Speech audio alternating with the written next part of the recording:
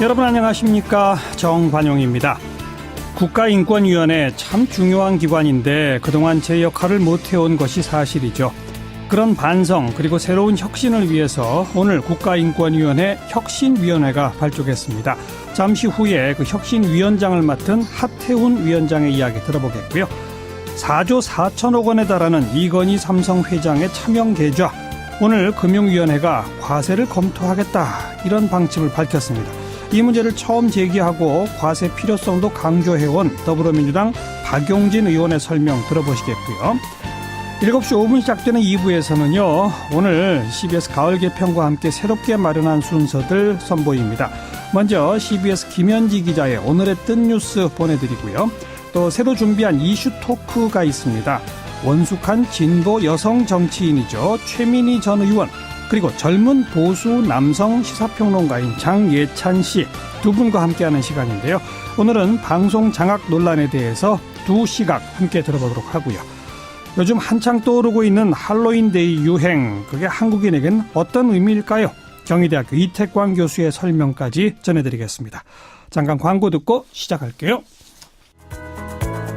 국가인권위원회, 그 지난날을 성찰해서 더 강한 국가인권위원회로 만들 청사진을 제시하는 자문기구 혁신위원회가 오늘 그 첫 발을 내딛었는데요. 그 하태훈 위원장을 연결해서 말씀 듣겠습니다. 안녕하세요. 네, 안녕하세요. 네. 네, 하태훈입니다. 오늘 그 인권위원회가 그동안의 활동과 관련해서 여러 가지 반성해야 할 점이 있다고 생각한다, 이렇게 말씀하셨죠? 네네.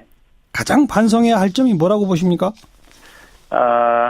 가장 반성해야 될 점은 그 몇 년 동안, 최근에 몇 년 동안 이 인권위원회가 제대로 활동하지 못한 부분들이 있거든요. 예. 그러니까 이 인권 침해 상황에서 침묵을 지키거나 아니면 정부에 면죄부를 주는 이제 그런 활동들을 해왔기 때문에 그건 이제 반성적 성찰을 통해서 앞으로 인권위가 어떻게 나가야 되는지 하는 것 등을 마련하기 위한 그런 위원회라고 생각을 합니다. 예.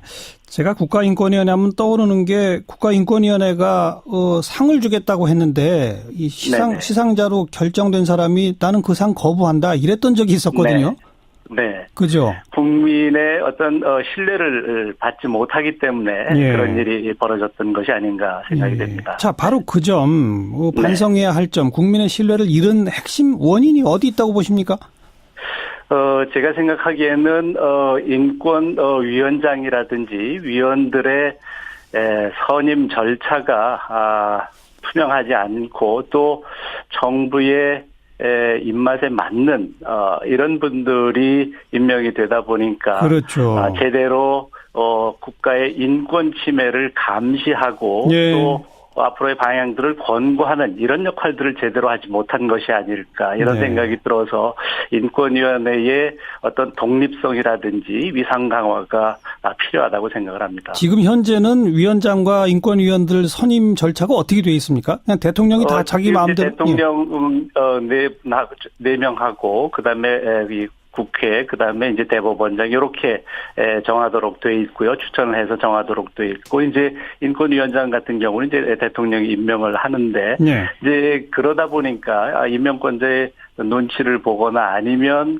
때로는 이제 법률가 중심으로 예컨대 이제 대법원에서 임명을 하다 보면 추천을 하다 보면 이제 법률가 중심으로 가게 돼서 어떤 권고 기능 이런 것 등을 제대로 하지 못하는 그런 문제도 있었습니다. 그러니까 대통령, 국회, 대법원장 합니다만 결과적으로는 여당 쪽에게 더 다수가 가게끔 되어 있는 그런 선임 구조잖아요. 네, 그렇습니다. 네. 자, 이걸 어떻게 바꿔야 될까요? 그러니까 이제 작년 이 인권위원회법이 개정이 돼서 조금은 자격 요건도 이제 인권 활동을 한다든지 하는 이제 그런 인사들로 할 수 있도록 개방을 해놨습니다만은 여전히 이제 그런 다양성이라든지 아니면 독립성, 중립성을 확보할 수 있는 그런 인사들이 임명되지 못하는 구조여서 앞으로는 이렇게 이제 이 대법원이나 국회나 대통령 이렇게 추천해서 임명하는 것 보다는 네. 어떤 이 추천위원회 같은 것 등을 구성해서 예. 다양한 계층의 의견들을 수렴을 해서 예. 시민사회단체뿐만 아니라 하여튼 다양한 의견들을 수렴을 해서 후보를 추천하고 그것을 대통령이 임명하는 뭐 이런 예. 절차가 되면 조금은 이 임명권자의 눈치를 덜 보는 예. 조금 더 독립적인 그런 활동을 할 수 그렇죠. 있지 않을까 그런 생각이 듭니다. 특히나 국가 권력에 의한 인권 침해를 감시하는 기구이기 때문에 네. 정치 권력으로부터 좀 독립적이려면 정치 권력이 추천하는 이 구조는 바꿔야 되겠죠. 그렇습니다. 네. 네. 핵심이 바로 이제 거기에 있다고 생각을 합니다. 자, 그리고 또 하나가 인권위원회가 네. 열심히 일을 해도 지난 2001년부터 2016년까지 정부한테 인권위원회가 인권정책 및 제도 개선하라고 304차례를 권고했지만 받아들인 네. 건 130건에 불과하다거든요. 네. 이렇게 열심히 일을 해서 권고를 해봤자 소용이 없는 거. 이건 어떻게 고쳐야 할까요? 그래서 이제 권고 수용률이 상당히 낮았는데 이제 그것은 인권위 위상과 관련이 돼 있고요. 지금까지 말씀드린 어떤 독립성이라든지 인권위의 위상 그리고 이제 국민적인 어떤 신뢰를 받는 기관이라고 하는 점에서 이제 문제가 있었기 때문에 예. 그런 것이고 예. 새로운 문재인 대통령은 인권 보장에 기초한 국정 운영 방침을 발표하고 이제 거기에 핵심적으로 권고 수용률을 좀 높여야 된다. 이런 지시를 하고 나서는 이제 조금 높아졌다. 뭐 이런 통계가 있는데요. 이제 예. 그것처럼 예. 대통령이 사실은 대통령으로부터의 임명권자로부터의 독립이 요구되기도 하지만 네. 대통령이 인권위의 위상을 좀 강화시켜주는 그런 역할을 해야 되는 것이 아닐까. 지난 정부 때 보면 대통령이 인권이라고 하는 단어를 올린 적이 없던 것 같거든요. 그렇죠. 그러니까 어떤 연설을 하든지 하여튼 평소에 인권에 대한 관심이 별로 없었기 때문에 네. 인권위원회의 위상이 조금 떨어지지 않았나 싶은데 이제 임명권자인 대통령이 관심을 갖되 그 뭐 내용적으로 이 관심을 가져서는 안 되고 예. 위상을 좀 강화시켜주는 그런 역할을 좀 해야 되지 않을까 싶습니다. 각종 연설문에서 인권이라는 얘기를 전혀 안 한 대통령일수록 사실 국가인권위원회가 더 역할이 중요해지는 거 아닐까요? 그렇습니다. 네, 예. 네, 그렇습니다. 앞으로 정권이 어떻게 바뀌더라도 국가인권위원회가 제대로 역할할 수 있도록 그런 초석을 닦는 작업을 좀 부탁을 드리도록 하겠습니다. 네, 네, 그렇습니다. 네, 오늘 고맙습니다. 네, 감사합니다. 국가인권위원회도 이제 혁신위원회가 출범을 했어요. 그 위원장을 맡으신 하태훈 위원장이었습니다. 이건희 삼성 회장의 차명 계좌 무려 4조 4천억 대라고 하죠. 금융위원회가 여기에 대해서 과세를 검토하겠다는 입장을 밝혔습니다. 추가로 내야 할 세금이 1,000억 원 이상이 될 것이다. 이런 얘기들이 나오는데요. 오늘 이와 관련한 기자회견을 가졌죠. 국회 정무위원회 소속 더불어민주당 박용진 의원 연결해 봅니다. 박 의원 안녕하세요. 예, 안녕하세요. 박용진입니다. 이게 지난 2008년 삼성 특검 때 밝혀졌던 거죠? 네, 그렇습니다. 이게 어떤 거였죠?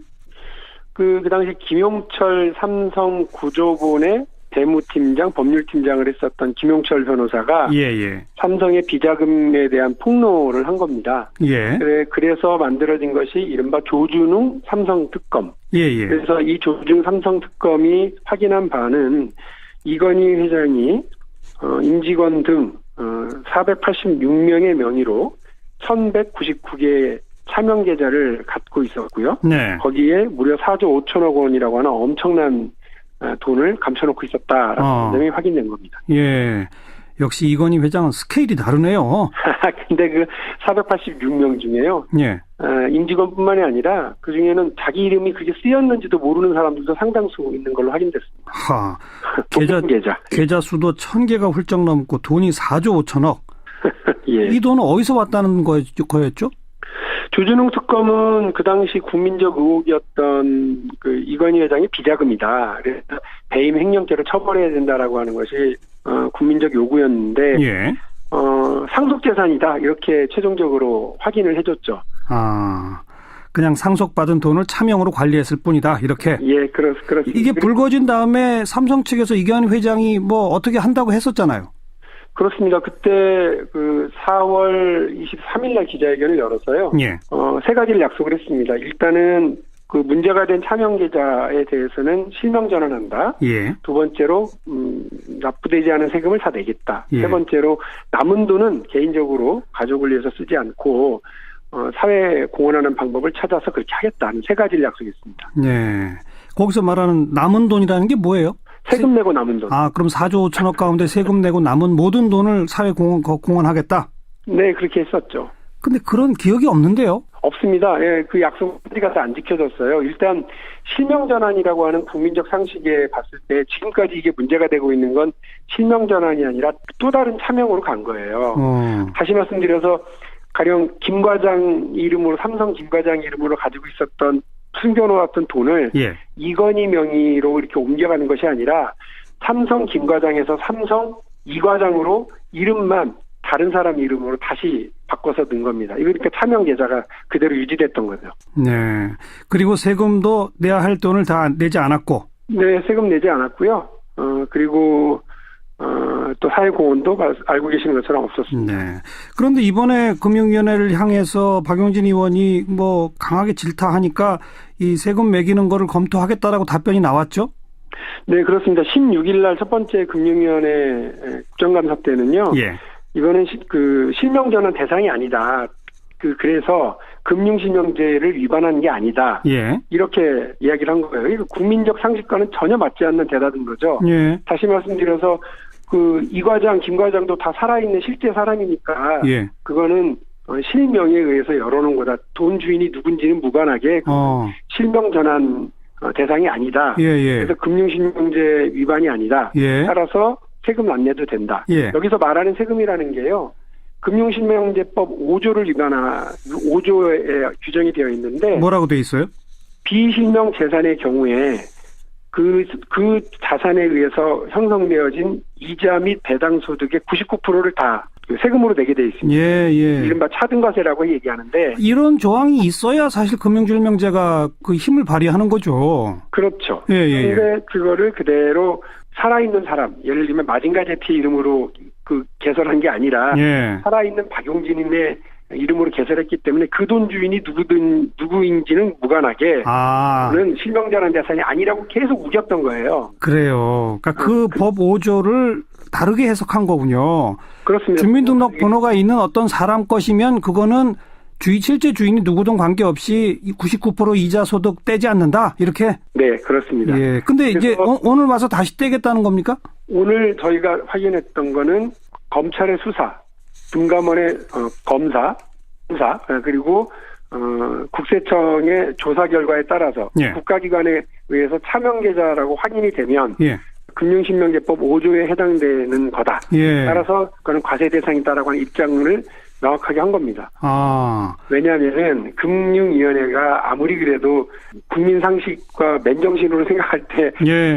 그거는 차명계좌가 아니다. 아니 차명계좌는 그 비실명재산 금융실명제법 위반이 아니라고 계속 우기지는 않았을 거 아니에요. 지난 10몇 년 동안 24년 동안 금융실명제를 운영해 오면서 금융위원회가 혹은 우리 당국이 이렇게 발행했었던 혹은 외부에 알려왔었던 금융실명제에 대한 운영 산람, 그다음에 법의 해석 이런 걸 다 따져서 보면 박용진 말이 맞는 거죠. 예. 그러니까 오늘 이제 이른바 백기를 들었다 이런 표현까지 듣는 겁니다. 예. 그리고 이미 이 계좌는 검찰 수사를 통해 확인된 차명 계좌 맞잖아요. 그렇습니다. 그러니까 이 부분에 대해서는 과세 대상인 것으로 알겠습니다. 분명히 얘기를 했습니다. 그 1199개 계좌에서 발생한 모든 이자 배당 소득의 99%를 이제 추가로 징수할 수 있게 됐다 이거로군요. 그렇습니다. 삼성은 지금까지 그냥 그 재산을 이건희 회장 자신의 것으로 만들기 위한 필요한 세금은 냈다는 거예요. 그러나 이 경우에는 금융실명법 위반이 될 경우에는 또 다른 90%까지의 차등과세를 하고 그 90%에 붙는 주민세 9%가 또 있기 때문에 99%를 다 내야 된다고 한다면 기존에 냈던 세금과의 그 차이 한 52% 정도의 세금을 더 내야 되는 겁니다. 근데 이게 아주 중요한 원칙이기 때문에 이 원칙이 확립되면 추가로 아까 말씀하신 검찰 수사나 금감원 조사나 국세청 조사를 통해서 확인된 차명 계좌라면 다 이런 추가 징수가 가능해지는 거네요. 그렇습니다. 그래서 제가 오늘 이거는 제2의 금융실명제 긴급명령으로 규정되어야 된다. 아주 거꾸로 서 있었던 금융실명제를 바로 세우는 역사적인 날이다. 이렇게까지 얘기했었어요. 당장 이 원칙 때문에 좀 떨 사람들이 꽤 있을 것 같은데요. 누가 떠오르세요? 상당히 많을 것 같은데요.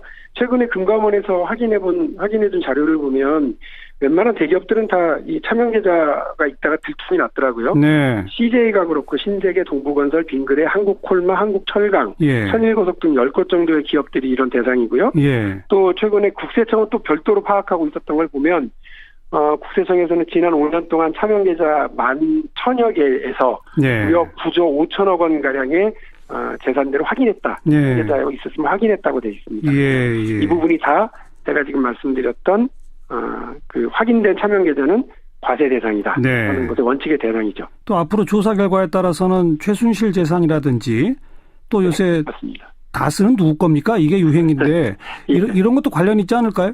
맞습니다. 정확하게 말씀하신 거고요. 지금까지는 다스가 누구 건지 안들 뭐합니까? 이거였어요. 네. 그 금융위원회 기존 태도는 예. 오늘의 금융위원회 이제 태도는 다스가 누구 건지 알면 그 부분에 대해서 범죄 행위와 무관하게 차등과세해서 그 수익을 다 국고로 환수하겠다라고 하는 입장을 분명히 한 거죠.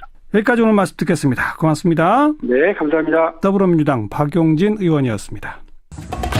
의제와 전략그룹 더모아의 윤태곤 실장 어서 오십시오. 네, 안녕하세요. 홍종학 중소벤처기업부 장관 후보자 청문회 앞두고 있죠. 네. 지금 만만치 않네요. 그렇죠. 이 청문회가 내달 10일로 잡혀 있는데요.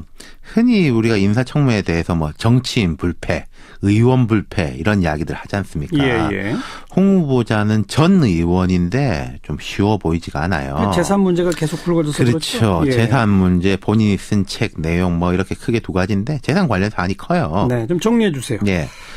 홍 후보자하고 부인이 장모님으로부터 압구정동의 아파트를 증여받았어요. 네. 2014년에 지분 반씩 한 채를 이제 사위 반, 딸 반 해가지고 각각 그 당시에 한 가액이 4억 원이 조금 넘어요. 예. 그 다음 해 2015년에는 홍 후보자 부인하고 홍 후보자의 딸이 역시 장모님으로부터 서울 중심지 상가 건물 지분을 각각 25%씩 증여받았어요. 네. 이게 그때 가액으로 한 8억 몇천만 원입니다. 각각. 그렇죠. 예. 이게 첫 번째 이야기가 나온 게 쪼개기 증여 논란. 두 번째가 증여를 받으면 이제 증여세를 내야 되지 않습니까? 예. 홍 후보자가 처음부터 세금은 다 냈다 이렇게 이야기를 그랬죠. 했어요. 네. 홍 후보자 딸이 건물 지분 8억 얼마를 받았을 때 초등학교 6학년이었대요. 으흠. 지금은 중학생. 학생이니까 돈이 없을 거 아니겠습니까? 그렇죠. 엄마, 홍 후보자 부인하고 억대 대차 계약서를 작성을 했어요. 돈을 빌려줬다. 그렇죠. 엄마가 딸한테 돈을 빌려줘가지고 세금을 내는 거죠. 네. 그리고 딸이 그 건물에 월세를 받는 거 아니겠습니까? 아하. 받아가지고 엄마한테 갚고 있다는 것 같아요. 네. 이게 홍 후보자 본인이 설명하는 내용입니다. 그러니까 법적 문제는 없다는 거죠? 그렇죠. 근데 이제 딸이 그럼 임대사업자로 등록을 해가지고 그 월세 수입에 대해서도 신고를 하고 있는지 여기에 대해서는 아직 이게 정확한 확인이 안 되고 있는 것 같아요. 그건 세금 부과 대상이 되니까. 그렇죠. 예. 그것도 이제 곧 확인이 될 것 같습니다. 그런데 홍종학 후보자가 이 평소에 이런 그 부의 세습 이런 걸 비판해 온 사람이니까 더 문제가 되는 거죠. 그렇죠. 진보적 경제학자로 그 홍 후보자가 설파했던 그 주제가 과도한 부의 세습과 대물림은 문제가 된다. 예. 이게 불법적 부의 세습과 대물림은 당연하게 문제가 되는 거고. 네네. 근데 과도한 것 자체가 문제가 된다. 뭐 이런 거였거든요. 예.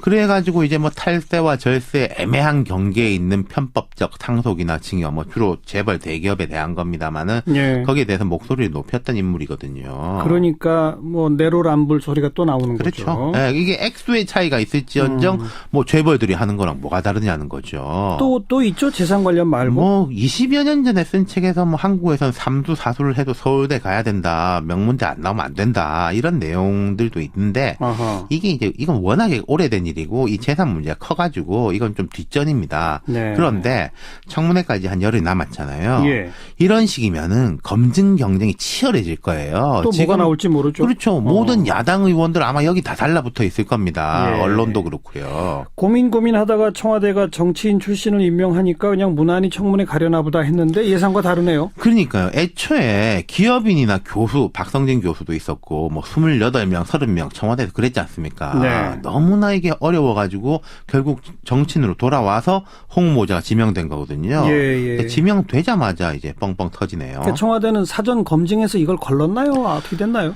그러니까 재산 관련 사항 제가 지금 쭉 이야기 드린 건요. 이게 무슨 아주 비밀리에 된 것도 아니고 홍 후보자 국회의원 재직 중에 신고한데 다 나오는 겁니다. 물론 엄마가 딸한테 돈 빌려주고 이런 건 최근에 나오는 거니까 예. 청와대가 모르기도 어려운 거예요. 그러네요. 예. 딸이 엄마한테 돈 빌려서 증여세 낸 거 전 이것도 알았을 것 같은데 예. 지금 청와대가 좀 곤혹스러워하는 분위기인데 제가 볼 땐 청와대 분위기를 좀 납득하기 어려운 게 있습니다. 청와대 관계자의 발언이 절세와 탈세 경계선에 대한 해석이다. 후보자가 탈세가 아니라는 의혹에 대해서 정리해야 할 것 같다. 이게 인사청문회에서 정리해야 될 것 같다란 말이죠. 예. 자, 청와대가 홍 후보자를 지명을 했습니다. 예. 이것은 검증을 통과했다는 뜻이 아니겠습니까? 그렇죠.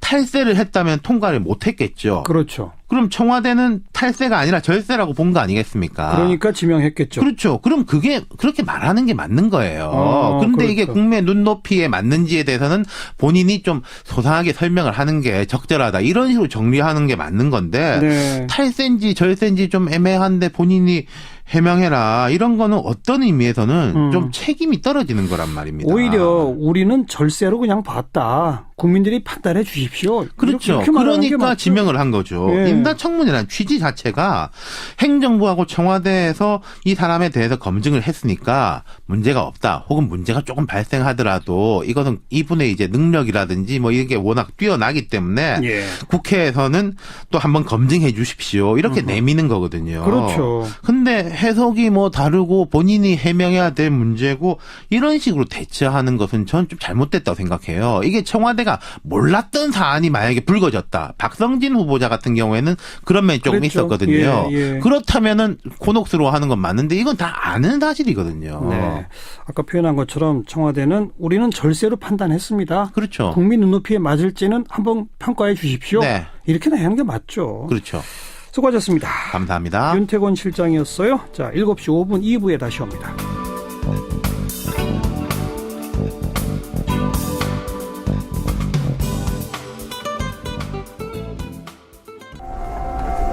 시사자키 2부입니다. 오늘부터 가을 개편을 맞아서 새롭게 선보이는 코너 시작합니다. 하루 화제가 된 뜬 뉴스들 정리해보는 코너인데요.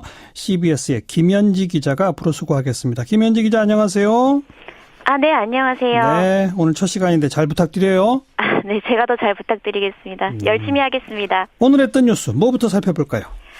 네. 첫 소식부터 충격적인 소식을 전해드리게 됐습니다. 배우 김주혁 씨가 교통사고로 숨졌다는 뉴스가 전해졌는데요. 허허. 예, 한 매체는 오늘 오후 4시 30분쯤 서울 삼성동의 한 도로에서 김주혁 씨가 탄 차량이 전복되면서 화재가 발생했고 곧바로 병원으로 이송됐지만 숨졌다고 보도했습니다. 네. 이에 김주혁 씨 소속사 측은 확인 중이라고 했지만 사고가 날인 강남경찰서는 숨진 이가 김주혁 씨가 맞다고 전했습니다. 네. 조금 아까 속보로 막 들어오던데 참 안타깝군요. 자, 다음 뉴스는요? 네, 오늘 하루 종일 실시간 검색어 상위권엔 낙태죄 청와대 청원이 올랐습니다. 청와대 게시판에 낙태죄 폐지 청원이 등록됐고 마감인 오늘까지 30일간 23만 명이 넘는 사람들이 청원에 동의했기 때문입니다. 네. 소년법에 이어 두 번째로 청와대가 입장을 내놓게 돼서 더 주목받았습니다. 현행법상 낙태는 원칙적으로 불법인데요. 낙태죄 폐지 청원인은 여성에게만 책임을 물어선 안 된다. 자연유산 유도약인 미프진을 합법화해달라고 요청했습니다. 네. 네티즌들의 반응은 어떻습니까? 예, 낙태죄 폐지에 대해서는 옹호의 목소리가 더 크게 들립니다. 출산율을 위해 국민의 인권을 침해할 수는 없다. 여자 임신시키고 도망가는 남자를 처벌하는 법은 왜 없냐는 지적인데요. 네. 예, 하지만 자연유산 유도약인 미프진의 합법화에 대해서는 부작용 때문에 찬반이 크게 갈리고 있습니다. 네. 청와대가 어떤 답변 내놓을지 궁금해지네요. 자, 다음 뉴스는요? 네, 말 많고 탈 많은 신태용 호입니다. 신태용 감독은 다음 달 열리는 두 차례의 평가전에서 뛸 선수 명단을 오전에 발표했는데요. 예. 신 감독은 대표팀의 부진한 성적에다 히딩크 감독 복귀설까지 더해지면서 3kg이나 빠졌을 정도로 마음고생을 했다는 후문도 들리고 있습니다. 예. 예, 오늘 신태용 감독은 이번 달에 소집됐던 선수 가운데 13명을 제외하고 또 13명을 새로 뽑았습니다. 그런데 이번 발표 뒤 계속 언급되고 있는 선수는 오히려 명단에서 빠진 이동국 선수입니다. 아하. 최근 개인 통산 200골이라는 대기록을 세운 이동국 선수를 빼면서 신 감독은 이제 놔줘야 할 시기다. K리그 영웅을 아름답게 보내줘야 한다는 것이 내 개인적인 생각이라면서 제의한 이유를 설명했는데요. 예. 예, 하지만 이동욱 선수는 신 감독이 대표팀 감독으로 부임하면서 가장 먼저 데려왔던 선수이기 때문에 누리꾼들은 부를 때는 멋대로 부르고 은퇴도 마음대로 시키냐, 급할 땐 부르고 월드컵 진출하니 토사구팽이라면서 비난이 쏟아지고 있습니다. 요새 우리 축구 국가대표팀 성적이 좀 부진하니까 신 감독에 대해서 네티즌들의 감정이 별로 안 좋은 것 같군요. 예. 자, 다음 뉴스요. 네, 도널드 트럼프 대통령이 탄 차량을 향해 가운데 손가락을 치켜 세운 한 여성이 카메라에 포착돼 화제가 되고 있습니다. 네. 현지 시간으로 28일 오후 3시쯤 트럼프 대통령이 버지니아주 스털링에 있는 자기 소유의 골프장에서 빠져나오던 중 벌어진 일인데요. 차량이 골프장을 빠져나오면서 도로 위에서 자전거를 타고 가던 여성을 추월하자 이 여성은 차량을 쳐다보며 미국식 욕설인 가운데 손가락 치켜 세우기를 한 겁니다. 네. 심지어 대통령의 차량 행렬이 속도를 늦추면 다시 따라붙고 또 차량이 다른 방향으로 회전하기 전까지 계속 끈질기게 손가락 욕설을 한 것으로 알려졌습니다. 네. 신원은 아직 확인되지 않았지만 이 사진은 SNS를 타고 빠르게 퍼졌고요. 이를 본 미국을 비롯한 전 세계 누리꾼들은 유쾌하다는 반응을 보이면서 그녀는 여걸이다. 2020년 그녀를 대통령으로 라는 등의 퀴즈하는 글을 올렸습니다. 대통령으로 그녀를 뽑자 이런 얘기까지. 네네. 수고하셨습니다. 예, 감사합니다. 뜬 뉴스였습니다. CBS 김현지 기자였어요. 네, 매주 월요일 오늘부터 새롭게 또 선보이는 코너 시작합니다. 정치 사회적 이슈를 가지고 두 분의 고정 게스트 초대해서 이야기 나눠보는 이슈 토크 시간인데요. 자, 월요일마다 함께해 주실 두 분을 먼저 소개해 드리겠습니다. 민주언론 시민운동 출신이시고 바로 지난번 국회에 더불어민주당 의원을 지내신 바 있죠.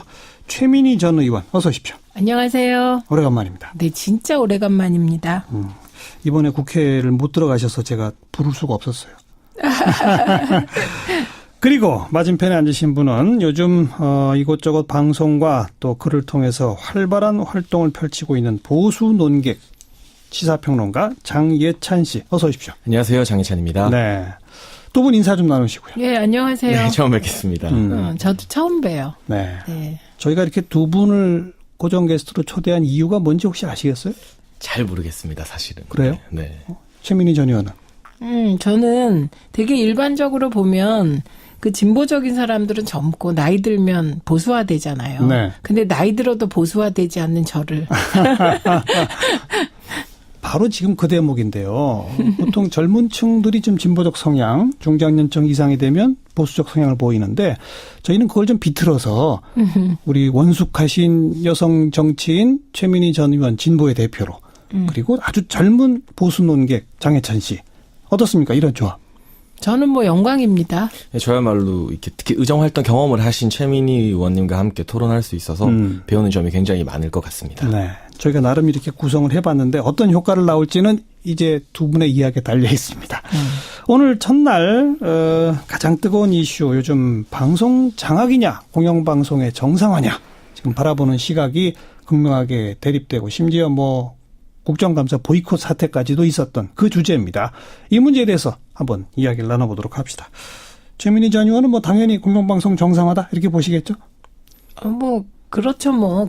그리고 제가 19대 때 의정 활동을 하면서 국감 보이콧은 우리 당 전공이었잖아요. 그런데 이제 국감을 보이콧하고 다시 복귀하기가 되게 벌쭉한 겁니다. 그래서 네, 웬만해서는 국회의원은 국회를 지켜야 하는 것 같아요. 그런데 이번에 이제 그 공영방송 정상화 작업 이 표현도 옳지 않고요. 이건 방송사 내부에서 파업으로 시작된 일이잖아요. 예. 그러니까 내부 구성원들의 문제 제기로 방송 정상화 요구가 시작됐고 정부는 어떻게 보면 이런 공영방송 장악 논란이 있을까 봐 되게 아무것도 못하고 지지자들이 요구를 해도 아무것도 못해서 비판받는 상황이었거든요. 과거엔 예. 뭐 사장 해임도 막 하고 그랬었는데. 그런데 그런 것도 못하고 예. 왜 촛불 정권이 왜 이렇게 힘이 없냐 이런 비난의 와중에서 이 일이 생겼거든요.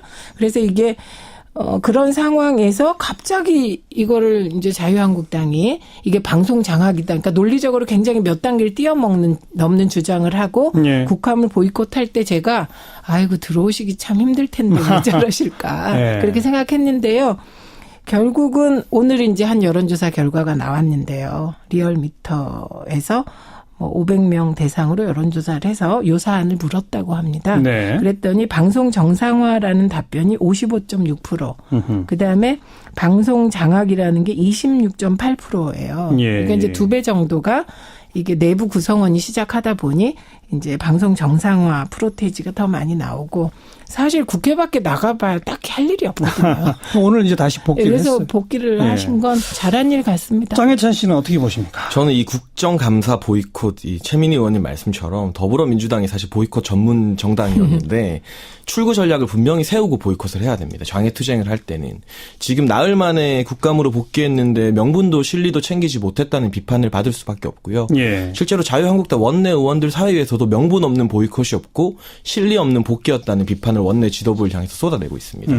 그러니까 야당이 된 지 얼마 안 됐기 때문에 지난 9년여간 여당으로서만 있었기 때문에 아직 정부를 상대로 어떻게 투쟁을 해야 되는지 자유한국당 지도부가 국민 여론을 의식하는 점 등 여러 가지 감을 못 잡고 있다는 부분은 상당히 아쉬운데요. 예. 뭐 여론조사 결과로 방송 장악이다 이런 여론이 더 방송 장악이 아니라 방송 정상화라는 의견이 더 높다고 나왔지만 사실 자유한국당만 비판의 목소리를 내고 있는 것은 아닙니다. 국감 보이콧에 대해서는 국민의당과 바른정당 모두 자유한국당을 비판했지만 그렇죠. 비교적 친정부 성향이라고 할 수 있는 국민의당 김동철 원내대표가 오늘 문재인 정부가 이런 식으로 박문진 이사를 선임하고 MBC 사장 교체까지 나가는 것은 이전에 보수당이 했던 방송 장악과는 실제적으로 다른 게 없는 것 아닌가. 명분은 물론 옳을지라도 그동안 보수 정권에서 세웠던 방송국 사장들이 사실 여러 가지 문제를 일으켜서 지금 수사를 받고 있지 않습니까?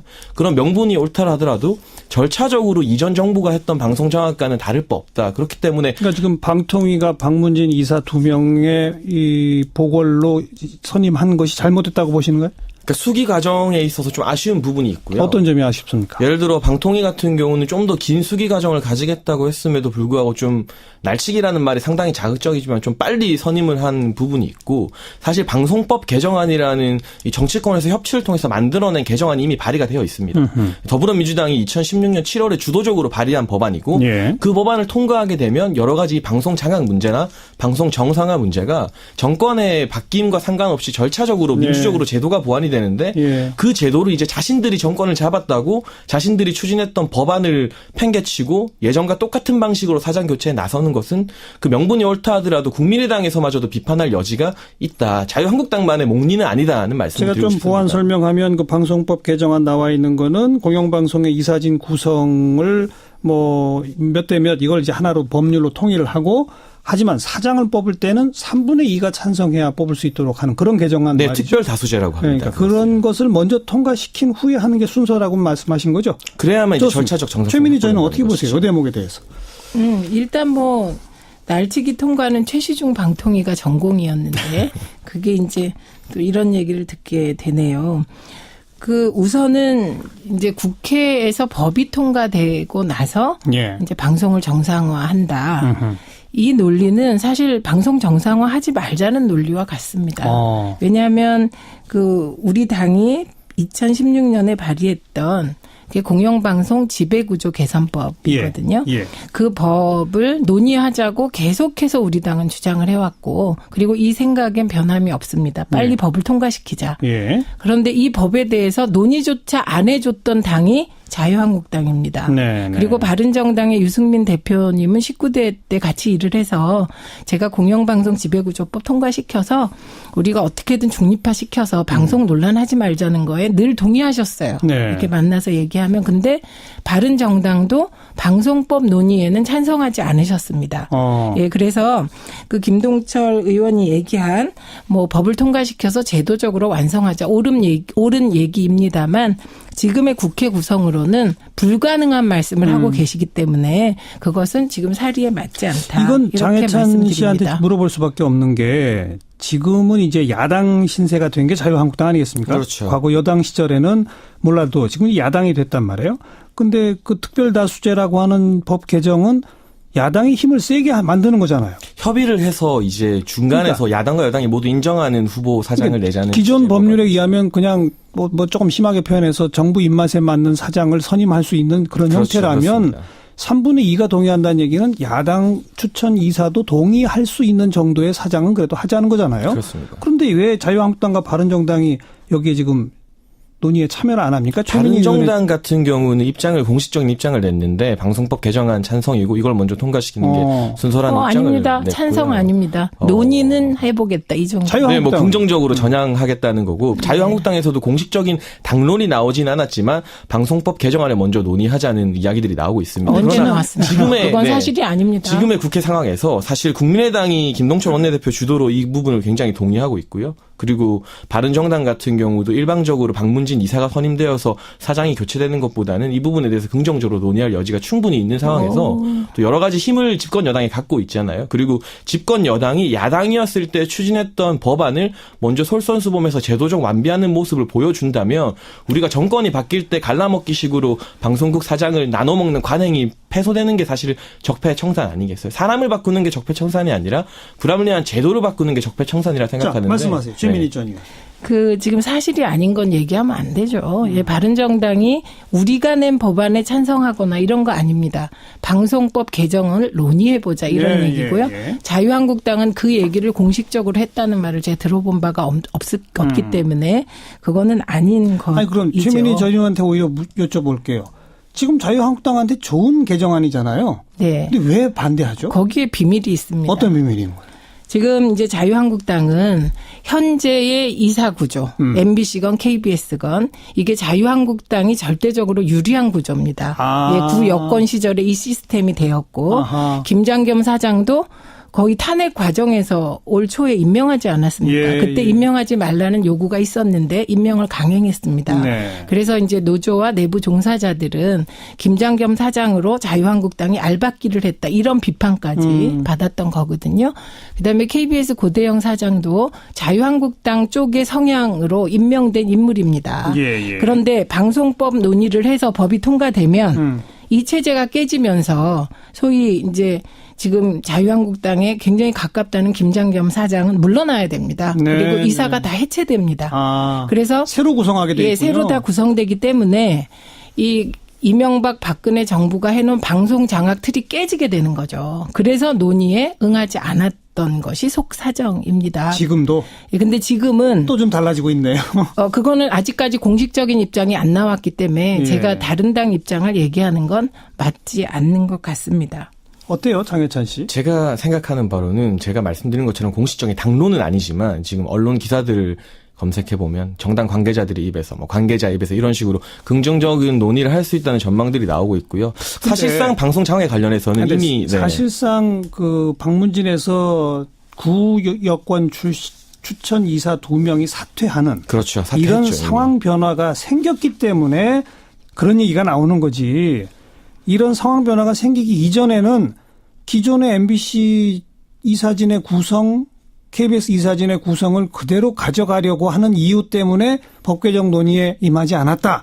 라는 최민희 전 의원의 주장은 일리가 있어 보이는데 어떻게 생각하세요? 저는 어차피 이제 박문진 이사가 교체된 거는 거스를 수 없는 흐름이고요. 다음 달 2일에 이제 이사장 해임 같은 경우도 확실시되고 있고 이렇게 되면 김장경 MBC 사장도 법적 투쟁을 할 여지도 있지만 물러나는 것은 어떻게 보면 정해진 수순이라고 보여지는데 그렇게 교체를 하더라도 그 교체만 하고 끝나는 게 아니라 제도적 완비를 해야 될 필요성이 있다. 그 부분 문제를 대두시키는 것이고 이 친보수 성향에 쉽게 말해서 그분들이 스스로 친보수 성향이라 동의할지 모르겠지만 이 박문진 이사 2명이 사퇴하기 이전인 올해 이제 7월이었죠. 업무 보고를 받을 때 문재인 대통령이 직접 발언을 했습니다. 이 방송법 개정안이 지금으로서 최선의 안인지 다시 한번 검토해보자. 대통령이 직접 그 2명의 보수 성향 이사가 사퇴하기 전에 브레이크를 걸었기 때문에 이것이 사실은 유보되어 있는 상황이라고 봐야겠죠. 그러니까 그런 말씀하시면 안 되고요.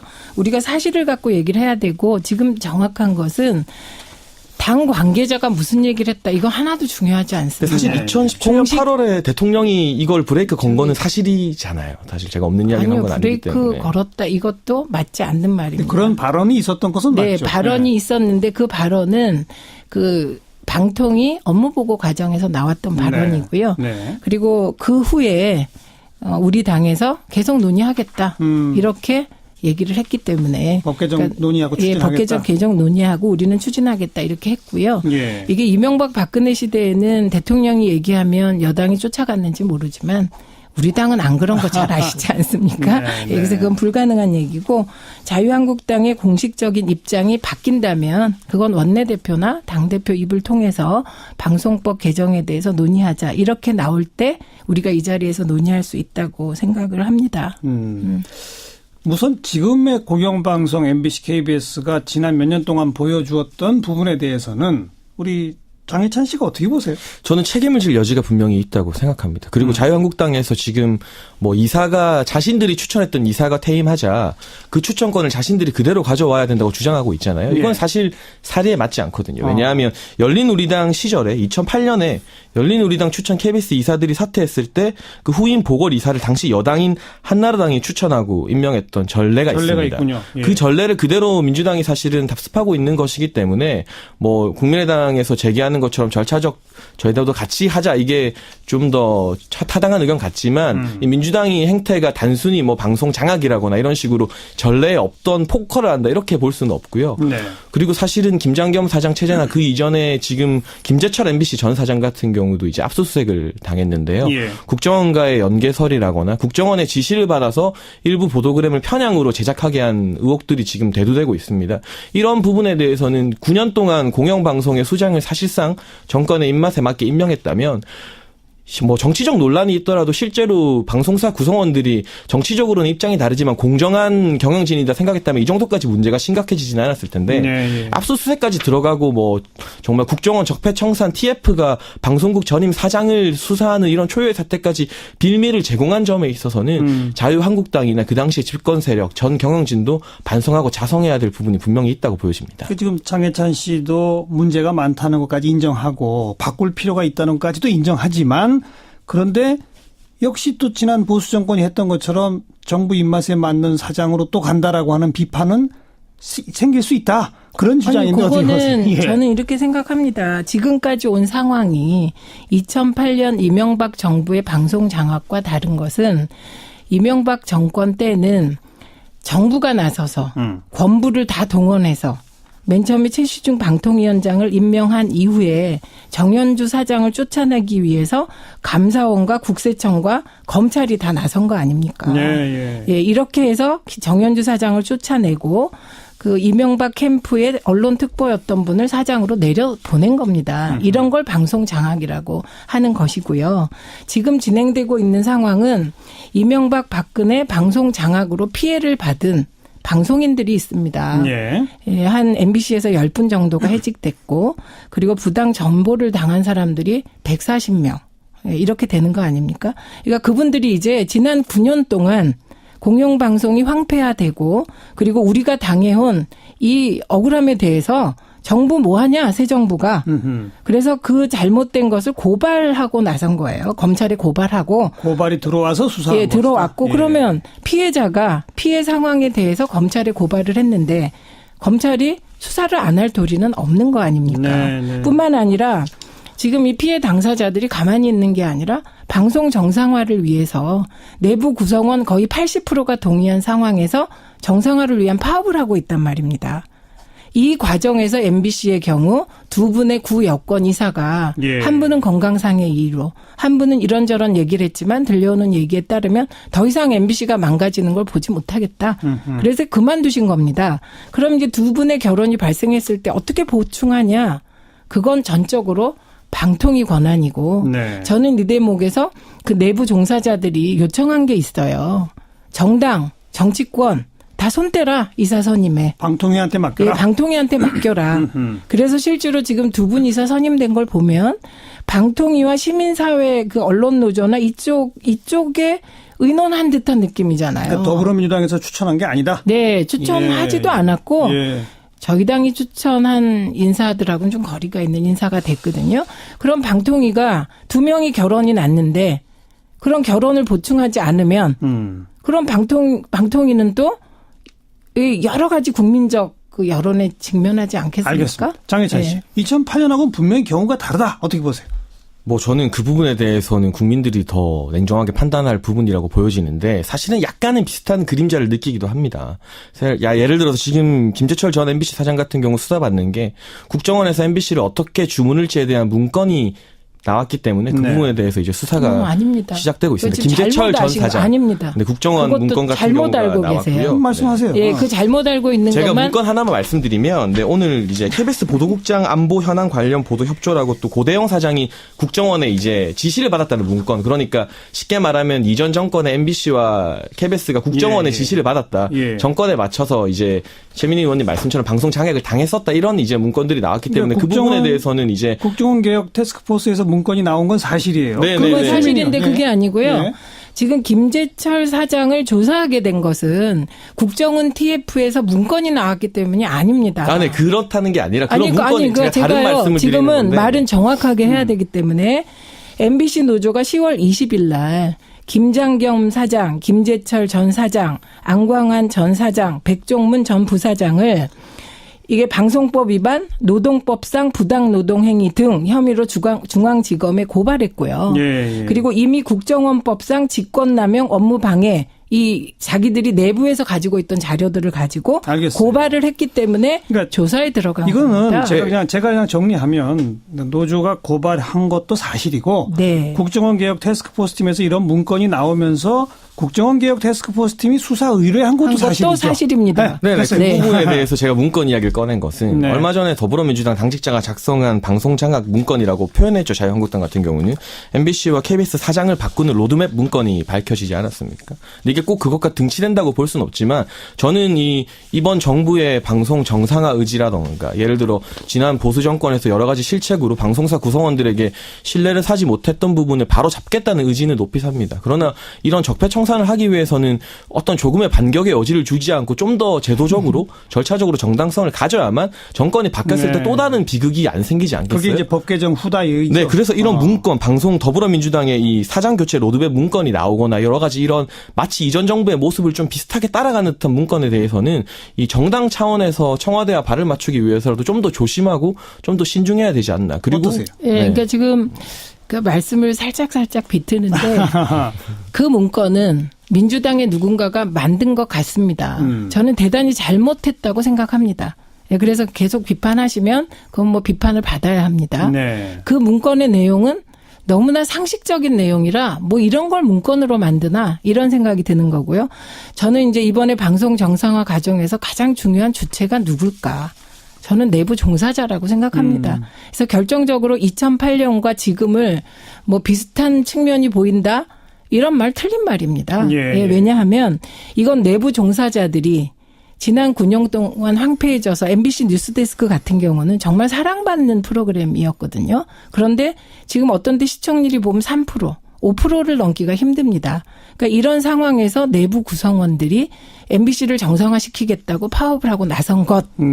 그리고 지금 이 상황에서 그 MBC 박문진 이사 2명을 방통위가 선임했고 그 내용에 대해서 MBC 내부 종사자 대부분이 긍정적으로 평가하고 있는 것. 이게 중요하다고 생각합니다. 그럼 그렇게 가면 되는 거다? 네. 그리고 장악이라는 말은 정부가 나서서 권부를 동원해서 장악하는 겁니다. 말도 안 되는 이유로 신태섭 이사를 KBS에서 해고시키고 그다음에 정연주 사장을 쫓아내기 위해서 말도 안 되는 배임 혐의를 뒤집어 씌웠는데 중요한 것은 정연주, 신태섭 두 분이 전부 최종적으로 대법원에서 승소했다는 겁니다. 그렇기 때문에 알겠습니다.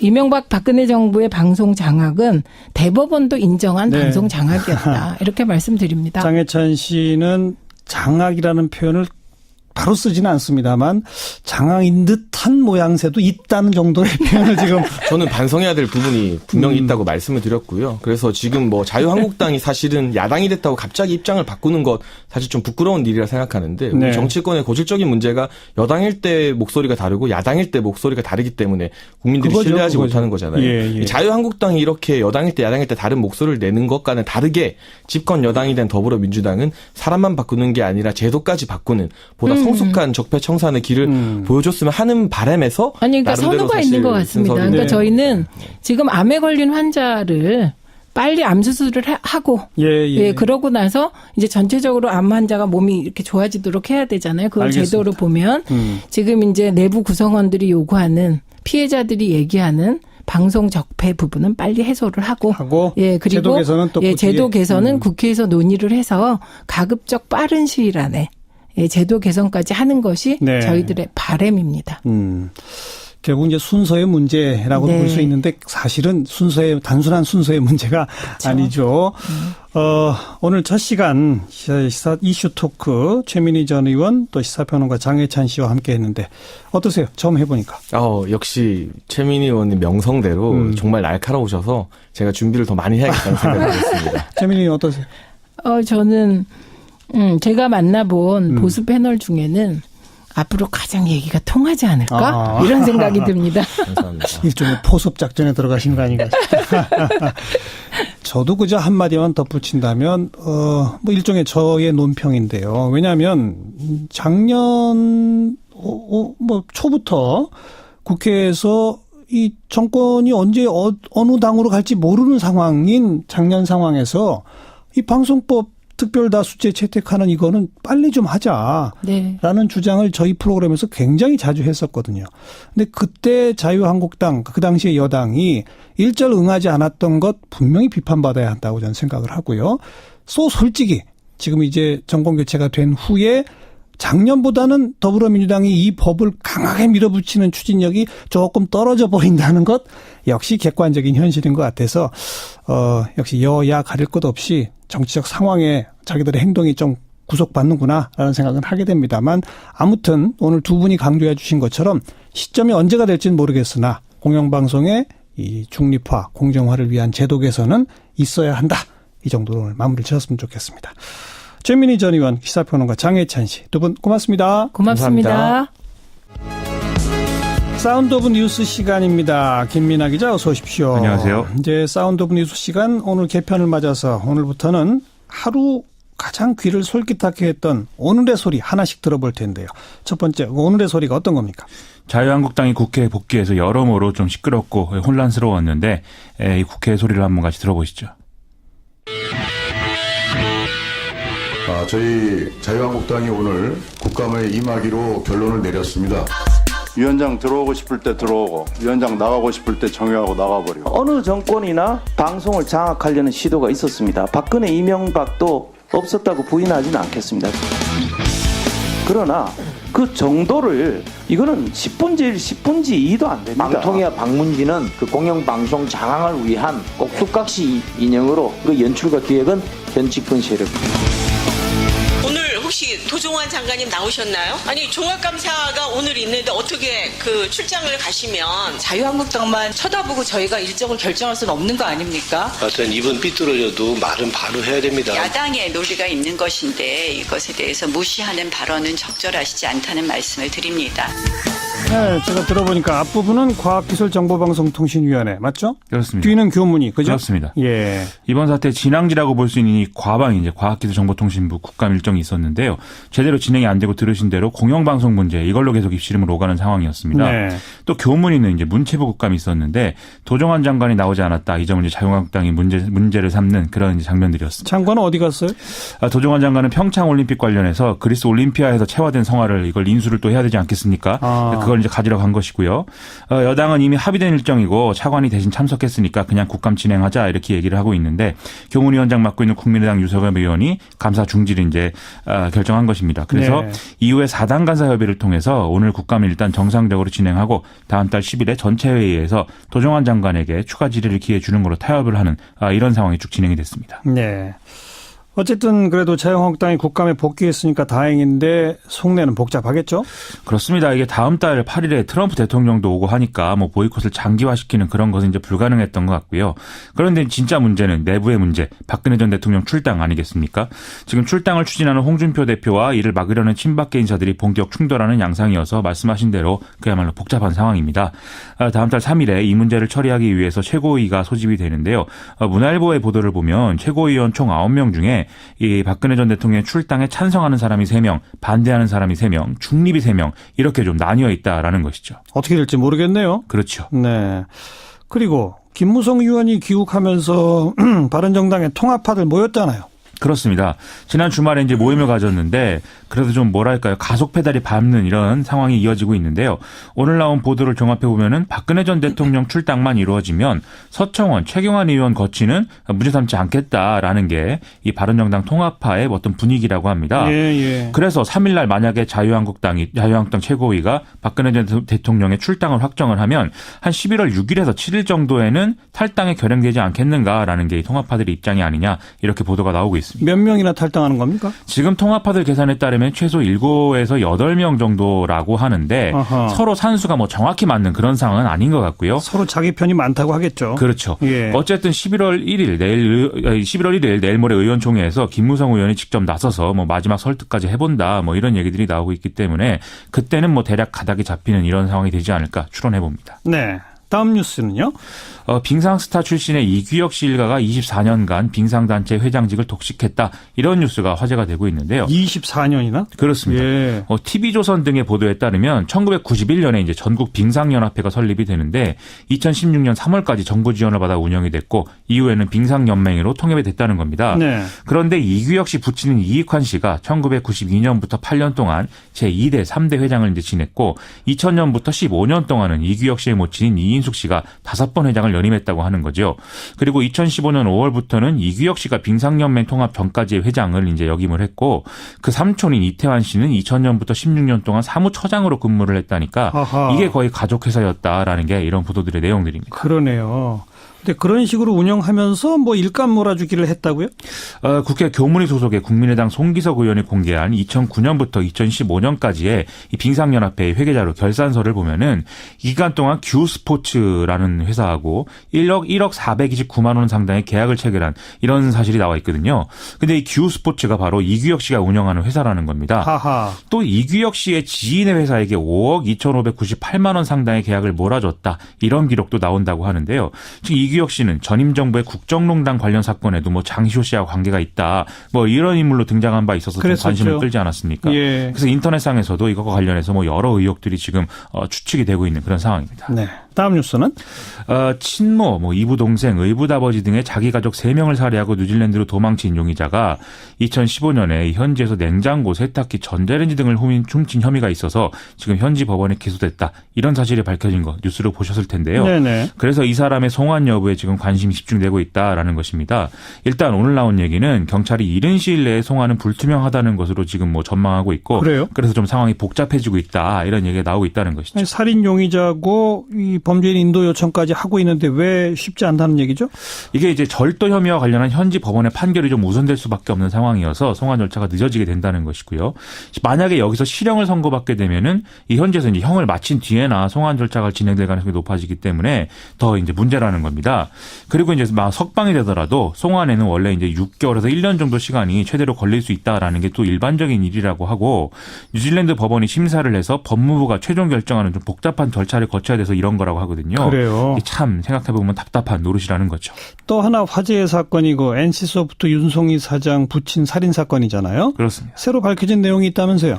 이 피의자 허모 씨라는 사람이 처음에 이제 주차 문제로 다툼을 벌이다가 피해자 윤 씨를 살해했다. 이렇게 얘기를 하지 않았습니까? 예. 그런데 영장실질심사에서는 시동이 걸려있던 차를 훔친 것이지 살인을 하지 않았다. 이렇게 주장을 바꿨다고 하거든요. 완전히 바꿨네요. 그렇습니다. 오늘 언론 보도를 좀 종합을 해보면 이 허모 씨가 범행 이전인 지난 21일에서 25일까지 휴대전화로 수갑, 가스총, 핸드폰 위치 추적, 고급 빌라 이런 단어를 인터넷에 검색한 것으로 추가로 알려졌다 이런 얘기도 나오고 있습니다.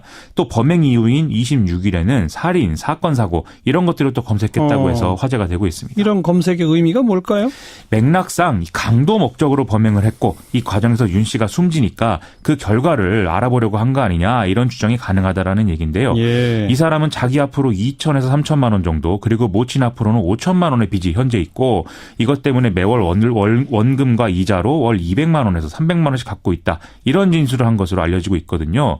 어쨌든 계획살인이라는 정황은 계속 나오고 있는데 범행 동기는 아직까지 불투명한 상황이기 때문에 이거는 경찰 수사를 좀 더 지켜봐야 될 것 같습니다. 네. 또 하나 화제의 사건, 이른바 어금니 아빠 사건도 새로 나온 게 있죠. 그간 이영학의 아내 최모 씨가 과연 자살한 게 맞느냐, 이게 이제 의문이 제기되는 부분인데요. 경찰이 자살로 잠정 결론을 내렸다라는 이제 소식이 전해지고 있습니다. 현장 분석을 해보면 화장실 창문에서 이 최모 씨가 떨어졌을 가능성이 큰데 여기서 누군가 밀어서 뭐 넘어갔다 이렇게 보기에는 창문이 너무 작다는 것이고요. 또 부검 결과 시신에서 약물이나 외부 상처가 나오지 않았다는 점도 자살이라는 결론을 내리는데 중요 근거가 됐다고 나오고 있습니다. 또 당시 목격자들이 싸우는 등의 시끄러운 소리를 들은 바가 없다 이렇게 증언한 것도 고려가 됐다고 합니다. 그보다 더 중요한 건 후원받은 돈 가운데 딸 병원비로 쓴 거는 진짜 얼마 안 된다면서요?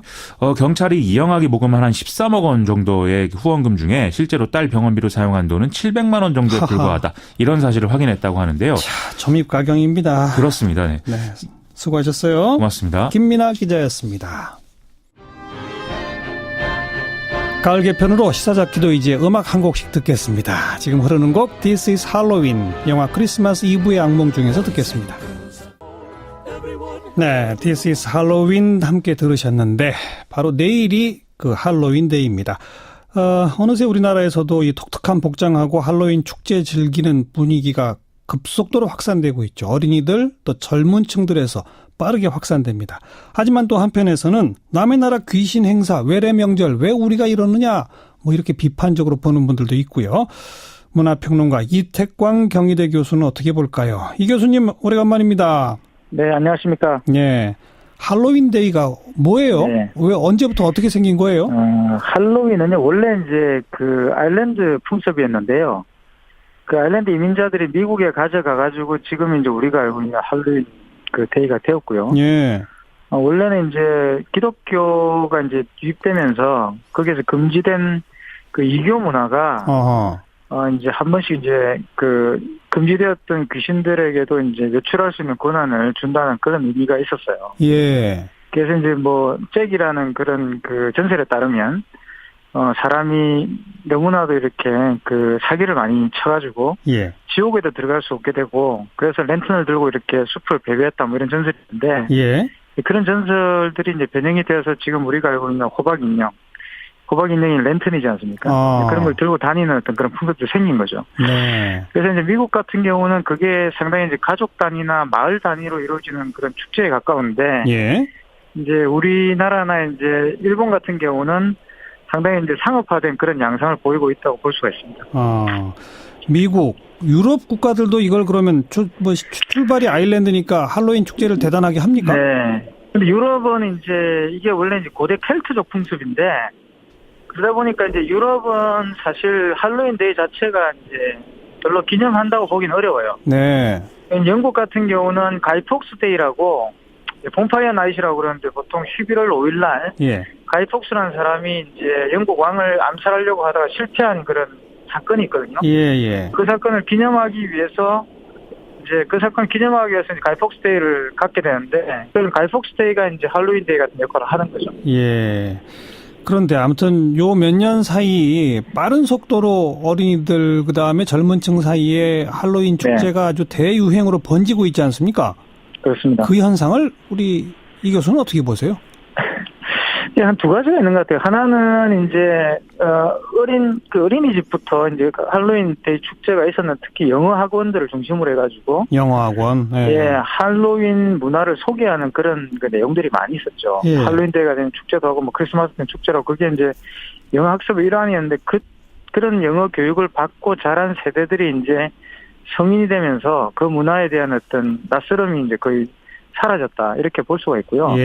두 번째는 이제 그런 그 요인 때문에 마케팅 전략이 많이 늘어난 거죠. 근데 사실은 이제 대목이지 않습니까? 근데 할로윈 데이라는 게 그와 관련된 사업에 종사하시는 분들에게는 그 할로윈 데이가 사실은 또 뭐 추석 명절 못지않게 큰 대목이기 때문에 그런 마케팅들이 과열되면서 또 이런 현상들이 증폭되고 있는 것 같다는 생각이 듭니다. 일각에서는 아니 남의 나라 귀신 행사 외래 명절 왜 우리가 이렇게 들뜨느냐 이런 시각도 있는데 그거는 또 어떻게 보세요? 사실 문화라는 거는요 실질적으로 다 외래에서 온 거기 때문에 문화 자체가 이제 외래에서 왔다고 해서 문제가 될 건 없는 것 같아요. 뭐 설렁탕 문화 같은 거 사실 알고 보면 몽골에서 오고 그러지 않았습니까? 우리가 고유한 것을 믿는 것도 그렇기 때문에 이제 이 할로윈 문화도 이제 뭐 이렇게 즐기는 마당에 하나의 어떤 그 우리의 문화로 이제 안착된 거 아닌가라는 생각이 들어야 되고요. 특히 한국에 들어온 할로윈 문화는 미국에서 만들어진 그런 할로윈 문화라기보다는 일본을 거쳐서 이제 들어온 문화에 가깝거든요. 네네. 일본의 그 코스튬 플레이라고 부를 수 있는 보통 줄여서 코스프레라고 부릅니다. 예. 대부분 할로윈 데이의 그런 캐릭터들이 일본 애니메이션 주인공이라는 걸 금방 눈치채실 수 있을 거예요. 아니면 아하. 뭐 코미콘처럼 저기 미국의 그런 코믹 캐릭터라든가 이런 그 사람들을 대체로 이제 캐릭터로 삼아가지고 그렇죠. 분장을 하게 되는데 예. 그런 문화들이 들어와서 이제 10대 문화라든가 20대 초반 문화로 자리를 잡아버렸다고 볼 수가 있거든요. 그래서 예. 젊은 층에게는 뭐 추석이나 설날 못지않은 명절이 되었다. 그래서 그런 생각이 들어요. 예. 그 한국적 할로윈 대회의 특징이라는 것도 있습니까? 한국적 할로윈 데이는요, 보통 이제 일본 같은 경우는 신주쿠라든가 어떤 특정 지역에서 주로 이런 축제들이 벌어지는데, 예. 한국은 역시 이제 한국답게 어떻게 보면 서울 시내 전 구역에서 사실 할로윈 축제가 벌어진다고 볼 수가 있거든요. 예. 그래서 이제 그런 면에서 훨씬 더 이제 일본보다는 대중적으로 이런 것들이 젊은 세대를 통해서 확산되었다. 그렇게 볼 수가 있고, 예. 또 이제 다른 그 할로윈 축제에 비한다면 한국 할로윈 데이 축제는 상당히 좀 건전하죠. 그러니까. 아, 그래요? 네. 다른 데는 사실 금지를 허락해주는, 그러니까 금지된 것들을 할 수 있도록 허락해주기 때문에. 예. 정말 저희들이 이렇게 말로 언급할 수 없는 여러 가지 일들이 벌어집니다. 할로윈 데이 기간 동안. 예. 이거는 거기에 비한다면 상당히 규범화되어 있다고 볼 수가 있고요. 오히려 예. 이제 그 할로윈 복장을 하고 특이한 복장을 하고 이렇게 즐기는 그런 쪽에 가깝고. 예. 물론 이제 그런 건 있을 수 있어요. 이제 그 지나친 어떤 그런 그 성적인 어떤 대상화들. 그러니까요. 여성이면 반드시 뭐 섹시한 복장을 해야 된다든가. 어허. 뭐 이런 것들이 특히 여성을 대상화하는 그런 식의 복장들은 문제를 예. 일으킬 수가 있죠. 예. 그리고 또 지나친 상업주의가 실제 금방 이제 그런 비판들 할로윈 데이가 우리 풍속도 아닌데 뭘 이렇게 이것까지 중요하게 생각하느냐. 네. 라는 것도 지나친 상업주의에 대한 비판이라 볼 수 있는데요. 이런 것들이 부작용을 일으킬 수는 있겠죠. 네. 너무 좀 성적으로 남녀 차별적으로 간다거나 지나친 상업주의 이런 것만 경계하고 좀 건전한 성인 문화, 성인 놀이 문화로 가면 그나마 괜찮다 이런 말씀이신 거죠? 그래서 뭐 그런 것을 금지할 수 있는 법은 민주국가에 있다고 봅니다. 그렇죠. 선을 잘 지키고. 근데 요새 눈에 띄는 게 이걸 SNS 인증샷에 자기 그 옷 입은 거 막 그렇죠. 사진 찍어서 올리면서 즐기고 있잖아요. 이것도 또 하나의 문화가 되겠죠? 사실 이제 그게 이 할로윈 문화가 한국에서 특히 증폭되는 원인이라고 봅니다. SNS 문화가 발달하니까 네. 인스타그램에 그 인증샷 하나를 올리기 위해서 네. 아주 오랜 기간 동안 할로윈 축제를 준비하는 경향도 있거든요. 젊은 층들 사이에서는. 그렇죠. 그게 하나의 문화가 되었다고 볼 수가 있죠. 예. 그러다 보면은 더 급속도로 확산되고. 그렇습니다.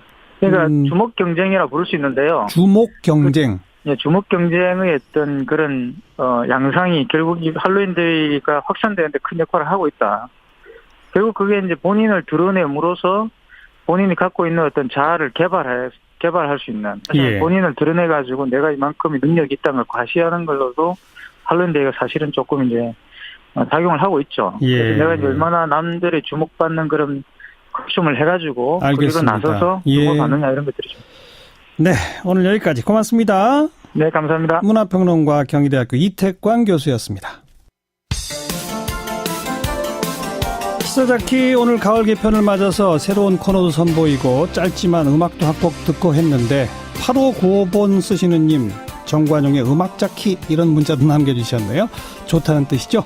앞으로도 계속 새로워지는 시사자키 만들겠습니다. 내일 뵙죠. 안녕히 계세요. 결국 정치인으로 돌아와서 홍 후보자가 지명된 거거든요. 예. 지명되자마자 이제 뻥뻥 터지네요. 그러니까 청와대는 사전 검증해서 이걸 걸렀나요? 어떻게 됐나요? 그러니까 재산 관련 사항 제가 지금 쭉 이야기 드린 건요. 이게 무슨 아주 비밀리에 된 것도 아니고 홍 후보자 국회의원 재직 중에 신고한데 다 나오는 겁니다. 물론 그 뭐 엄마가 딸한테 돈 빌려주고 이런 건 최근에 나오는 거니까 예. 청와대가 모르기도 어려운 거예요. 그러네요. 예. 딸이 엄마한테 돈 빌려서 증여세 낸 거 전 이것도 알았을 것 같은데 네. 지금 청와대가 좀 곤혹스러워하는 분위기인데 제가 볼 땐 청와대 분위기를 좀 납득하기 어려운 게 있습니다. 청와대 관계자의 발언이 절세와 탈세 경계선에 대한 해석이다. 후보자가 탈세가 아니라는 의혹에 대해서 정리해야 할 것 같다. 이게 인사청문회에서 정리해야 될 것 같다는 말이죠. 예. 자, 청와대가 홍 후보자를 지명을 했습니다. 예. 이것은 검증을 통과했다는 뜻이 아니겠습니까? 그렇죠. 탈세를 했다면 통과를 못했겠죠. 그렇죠. 그럼 청와대는 탈세가 아니라 절세라고 본 거 아니겠습니까? 그러니까 지명했겠죠. 그렇죠. 그럼 그게 그렇게 말하는 게 맞는 거예요. 그런데 그렇죠. 이게 국민의 눈높이에 맞는지에 대해서는 본인이 좀 소상하게 설명을 하는 게 적절하다. 이런 식으로 정리하는 게 맞는 건데 네. 탈세인지 절세인지 좀 애매한데 본인이 해명해라. 이런 거는 어떤 의미에서는 좀 책임이 떨어지는 거란 말입니다. 오히려 우리는 절세로 그냥 봤다. 국민들이 판단해 주십시오. 그렇죠. 이렇게 말하는 게 그러니까 맞죠. 지명을 한 거죠. 예. 인사청문회라는 취지 자체가 행정부하고 청와대에서 이 사람에 대해서 검증을 했으니까 문제가 없다. 혹은 문제가 조금 발생하더라도 이것은 이분의 이제 능력이라든지 뭐 이게 워낙 뛰어나기 때문에 예. 국회에서는 또 한번 검증해 주십시오. 이렇게 내미는 거거든요. 그렇죠. 근데 해석이 뭐 다르고 본인이 해명해야 될 문제고 이런 식으로 대처하는 것은 전 좀 잘못됐다고 생각해요. 이게 청와대가 몰랐던 사안이 만약에 불거졌다. 박성진 후보자 같은 경우에는 그런 면이 조금 그랬죠. 있었거든요. 예. 그렇다면은 곤혹스러워하는 건 맞는데 이건 다 아는 사실이거든요. 네. 아까 표현한 것처럼 청와대는 우리는 절세로 판단했습니다. 그렇죠. 국민 눈높이에 맞을지는 한번 평가해 주십시오. 네. 이렇게 하는 게 맞죠. 그렇죠. 수고하셨습니다. 감사합니다. 윤태권 실장이었어요. 자, 7시 5분 2부에 다시 옵니다.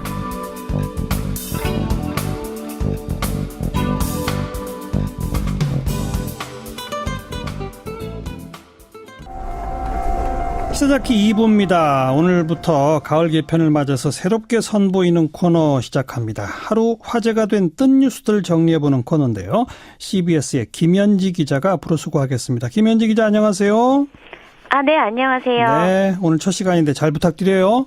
네, 제가 더 잘 부탁드리겠습니다. 열심히 하겠습니다. 오늘의 뜬 뉴스 뭐부터 살펴볼까요? 네. 첫 소식부터 충격적인 소식을 전해드리게 됐습니다. 배우 김주혁 씨가 교통사고로 숨졌다는 뉴스가 전해졌는데요. 허허. 예, 한 매체는 오늘 오후 4시 30분쯤 서울 삼성동의 한 도로에서 김주혁 씨가 탄 차량이 전복되면서 화재가 발생했고 곧바로 병원으로 이송됐지만 숨졌다고 보도했습니다. 네. 이에 김주혁 씨 소속사 측은 확인 중이라고 했지만 사고가 날인 강남경찰서는 숨진 이가 김주혁 씨가 맞다고 전했습니다. 네. 조금 아까 속보로 막 들어오던데 참 안타깝군요. 자, 다음 뉴스는요? 네, 오늘 하루 종일 실시간 검색어 상위권엔 낙태죄 청와대 청원이 올랐습니다. 청와대 게시판에 낙태죄 폐지 청원이 등록됐고 마감인 오늘까지 30일간 23만 명이 넘는 사람들이 청원에 동의했기 때문입니다. 네. 소년법에 이어 두 번째로 청와대가 입장을 내놓게 돼서 더 주목받았습니다. 현행법상 낙태는 원칙적으로 불법인데요. 낙태죄 폐지 청원인은 여성에게만 책임을 물어선 안 된다. 자연유산 유도약인 미프진을 합법화해달라고 요청했습니다. 네. 네티즌들의 반응은 어떻습니까? 예, 낙태죄 폐지에 대해서는 옹호의 목소리가 더 크게 들립니다. 출산율을 위해 국민의 인권을 침해할 수는 없다. 여자 임신시키고 도망가는 남자를 처벌하는 법은 왜 없냐는 지적인데요. 네. 예, 하지만 자연유산 유도약인 미프진의 합법화에 대해서는 부작용 때문에 찬반이 크게 갈리고 있습니다. 네. 청와대가 어떤 답변 내놓을지 궁금해지네요. 자, 다음 뉴스는요? 네, 말 많고 탈 많은 신태용 호입니다. 신태용 감독은 다음 달 열리는 두 차례의 평가전에서 뛸 선수 명단을 오전에 발표했는데요. 예. 신 감독은 대표팀의 부진한 성적에다 히딩크 감독 복귀설까지 더해지면서 3kg이나 빠졌을 정도로 마음고생을 했다는 후문도 들리고 있습니다. 예. 예, 오늘 신태용 감독은 이번 달에 소집됐던 선수가 내겠다. 예. 세 번째로 남은 돈은 개인적으로 가족을 위해서 쓰지 않고 사회에 공헌하는 방법을 찾아서 그렇게 하겠다는 세 가지를 약속했습니다. 네. 거기서 말하는 남은 돈이라는 게 뭐예요? 세금 내고 남은 돈. 그럼 4조 5천억 가운데 세금 내고 남은 모든 돈을 사회 공헌하겠다? 네, 그렇게 했었죠. 근데 그런 기억이 없는데요? 없습니다. 예, 그 약속이 안 지켜졌어요. 일단 실명전환이라고 하는 국민적 상식에 봤을 때 지금까지 이게 문제가 되고 있는 건 실명전환이 아니라 또 다른 차명으로 간 거예요. 다시 말씀드려서 가령 김 과장 이름으로 삼성 김 과장 이름으로 가지고 있었던 숨겨놓았던 돈을 이건희 명의로 이렇게 옮겨가는 것이 아니라 삼성 김 과장에서 삼성 이 과장으로 이름만 다른 사람 이름으로 다시 바꿔서 넣은 겁니다. 이러니까 차명 계좌가 그대로 유지됐던 거죠. 네. 그리고 세금도 내야 할 돈을 다 내지 않았고. 네, 세금 내지 않았고요. 그리고 또 사회공헌도 알고 계시는 것처럼 없었습니다. 네. 그런데 이번에 금융위원회를 향해서 박용진 의원이 뭐 강하게 질타하니까 이 세금 매기는 거를 검토하겠다라고 답변이 나왔죠? 네, 그렇습니다. 16일 날 첫 번째 금융위원회 국정감사 때는요. 예. 이거는 실명전환 대상이 아니다. 그래서 금융실명제를 위반한 게 아니다. 예. 이렇게 이야기를 한 거예요. 이거 국민적 상식과는 전혀 맞지 않는 대답인 거죠. 예. 다시 말씀드려서 이 과장, 김 과장도 다 살아있는 실제 사람이니까 예. 그거는 실명에 의해서 열어놓은 거다. 돈 주인이 누군지는 무관하게 실명전환 대상이 아니다. 예. 그래서 금융실명제 위반이 아니다. 예. 따라서 세금 안 내도 된다. 예. 여기서 말하는 세금이라는 게요. 금융실명제법 5조에 규정이 되어 있는데 뭐라고 돼 있어요?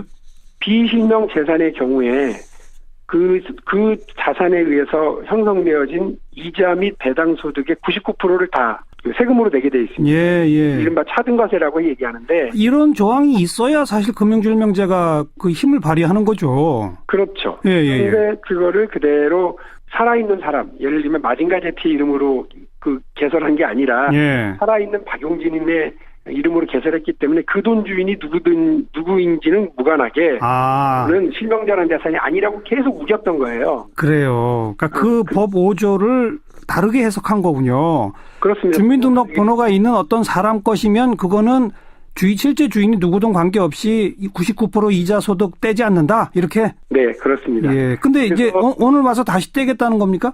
오늘 저희가 확인했던 거는 검찰의 수사, 금감원의 검사 그리고 국세청의 조사 결과에 따라서 국가기관에 의해서 차명 계좌라고 확인이 되면 금융실명제법 5조에 해당되는 거다. 따라서 그거는 과세 대상이다라고 하는 입장을 명확하게 한 겁니다. 왜냐하면 금융위원회가 아무리 그래도 국민 상식과 맨정신으로 생각할 때 그거는 차명 계좌가 아니다. 아니 차명 계좌는 그 비실명 재산 금융실명제법 위반이 아니라고 계속 우기지는 않았을 거 아니에요. 지난 10몇 년 동안 24년 동안 금융실명제를 운영해 오면서 금융위원회가 혹은 우리 당국이 이렇게 발행했었던 혹은 내부에 알려왔었던 금융실명제에 대한 운영 산람, 그다음에 법의 해석 이런 걸 다 따져서 보면 박용진 말이 맞는 거죠.